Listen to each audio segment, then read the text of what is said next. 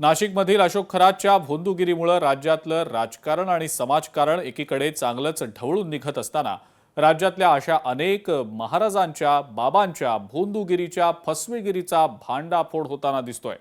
हे पेव संगमनेरमध्ये सुद्धा फुटल्याचं पाहायला मिळालंय।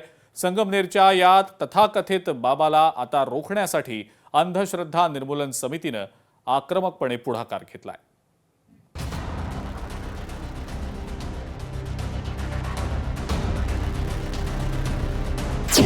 भोंदूबाबांची फसवेगिरी सुरूच। खरातच्या अटकेनंतर नव्या गडगे बाबाचे कारनामे उघडकीस। अंधश्रद्धेच्या वापरातून अनेकांची फसवणूक।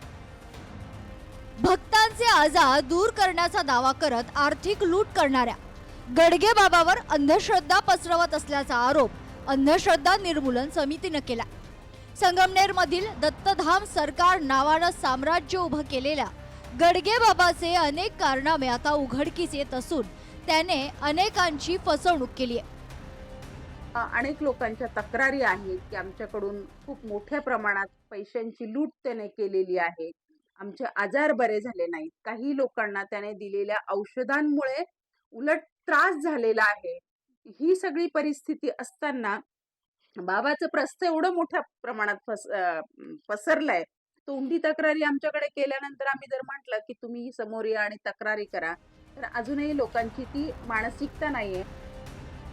संगमनेर तालुक्यातील वडगाव पान इथं दत्तधाम मध्ये एक तथाकथित महाराज दैवी शक्तीच्या नावाखाली अनेक दुर्धर आजार बरे करत असल्याचा दावा करत असल्याची माहिती समोर आली आहे। स्वतःला गडगे लोकशाही मराठी ऐका, पहा, जागरूक रहा।